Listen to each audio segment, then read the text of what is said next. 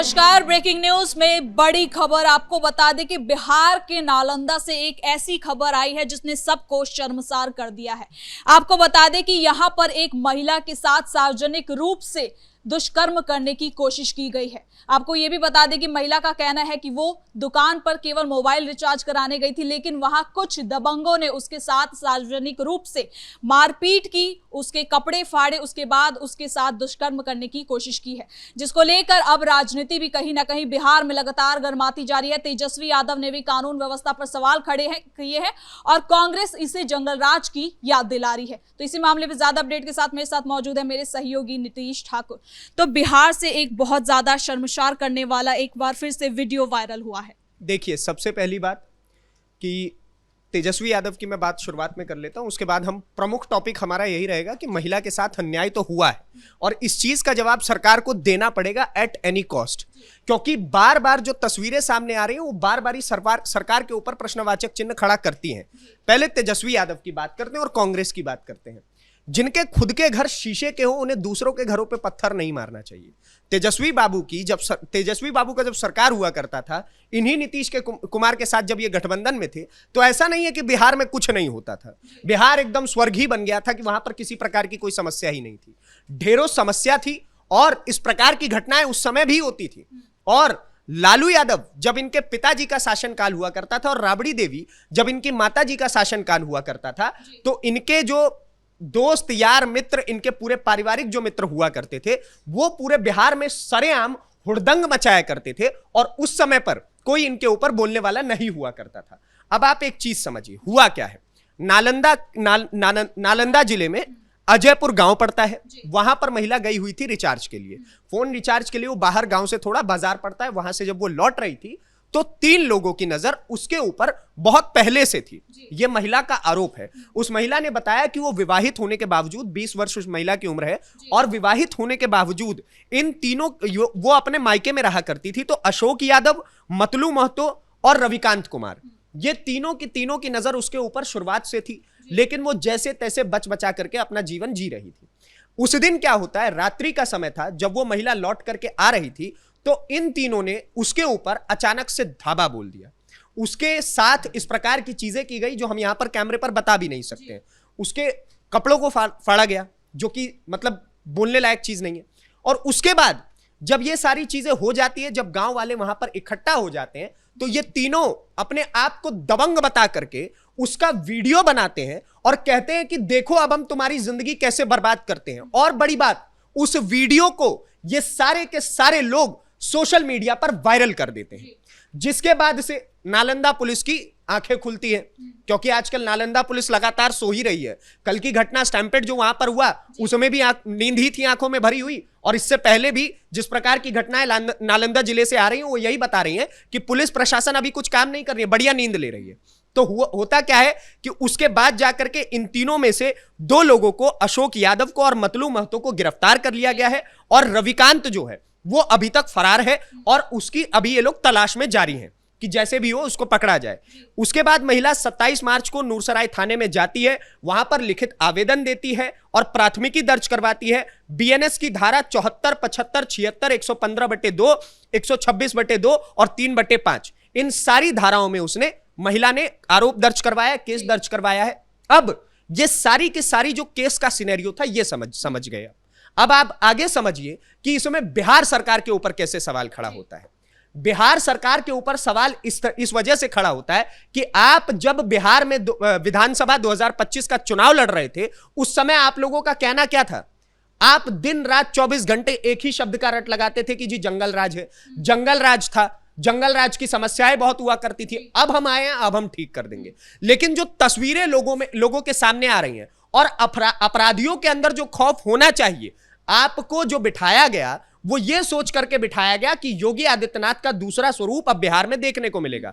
लेकिन तस्वीरें वैसी नहीं है। अपराधियों के अंदर तनिक भी खौफ नजर नहीं आ रहा है, क्योंकि अगर वो एक तो पहले इस प्रकार की बदसलूकी करते हैं और उसके बाद वीडियो बना करके सोशल मीडिया पर डालते हैं, इसका सीधा मतलब यह है कि आपकी पुलिस प्रशासन फेल है। और यही कारण है, फेल है, इस वजह से उनके भीतर कोई डर नहीं है। वो सोचते हैं कि हम अपराध करेंगे, ज्यादा से ज्यादा क्या 6 महीने जेल में रहना है, उसके बाद बेल लेकर के बाहर आ जाएंगे। तो ये आपकी हकीकत दर्शाता है और बिहार सरकार को इसके ऊपर काम करना चाहिए, वरना पिछली सत्ता भी उखाड़ के फेंकी गई। और अगर आपके इस प्रकार की कार्रवाई दिखती रहेगी जनता को, तो देखिए जनता ज्यादा दिन तक बिठाने वाली नहीं है, आपको भी उखाड़ के फेंकेगी।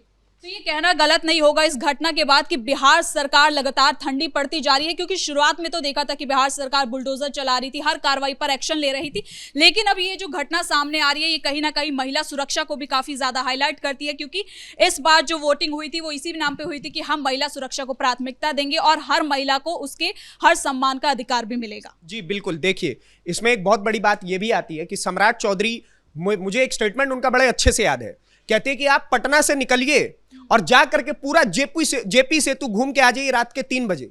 अगर आपको किसी अपराधी ने छू तक दिया तो आप मुझे आकर के बताइएगा, मैं देख लूंगा क्या एक्शन होता है। ठीक है, आपका एक्शन दिख रहा है, 2 अपराधी पकड़े गए हैं, 27 तारीख की घटना, 1 तारीख हो चुका है, 2 अपराधी पकड़े गए हैं, 1 अपराधी अभी तक फरार है। यह आपका एक्शन है, यह आपके पुलिस प्रशासन का खौफ है कि एक महिला की अस्मिता का वीडियो खुलेआम सोशल मीडिया पर वायरल कर दिया गया और आप अभी तक उसे टेक डाउन भी नहीं कर पाए।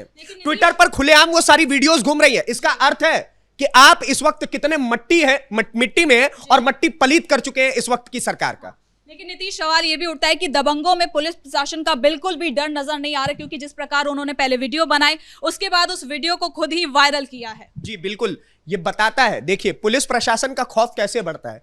आपके लिए सबसे, बिहार के लिए तो मुझे नहीं लगता कि कोई टेंशन की बात है। आपके लिए सबसे बड़ा बिगेस्ट एग्जांपल ये है आपके बगल का स्टेट उत्तर प्रदेश।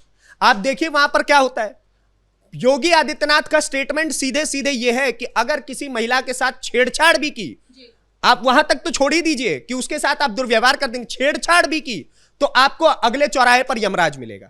और हकीकत में वो यमराज मिलता है, चौराहे पर एनकाउंटर होकर के वो लंगड़ा आ रहा होता है या नहीं तो निपट गया होता है। ये आज के उत्तर प्रदेश की सरकार का शासनकाल है।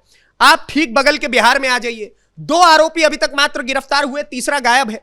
और चूंकि आपका वो कार्रवाई जमीन पर बहुत ज्यादा इंप्लीमेंट नहीं हो रहा है, आप बोल तो रहे हैं कि पुलिस प्रशासन को हमने टाइट कर दिया है, लेकिन पुलिस प्रशासन, बिहार की पुलिस की स्थिति, जो देखिए जब आप लंबे समय तक नींद में सो रहे होते हैं ना तो आलस आपके अंदर भरता है। बिहार पुलिस के साथ इस वक्त वही हो रहा है। 20 साल से बिहार पुलिस किसी प्रकार का कोई एक्शन कर नहीं रही थी। उनको लग रहा था कि जैसे ही सरकारी तनख्वाह आ रहा है बस लेटे रहो, इस प्रकार से उनका काम चल रहा था।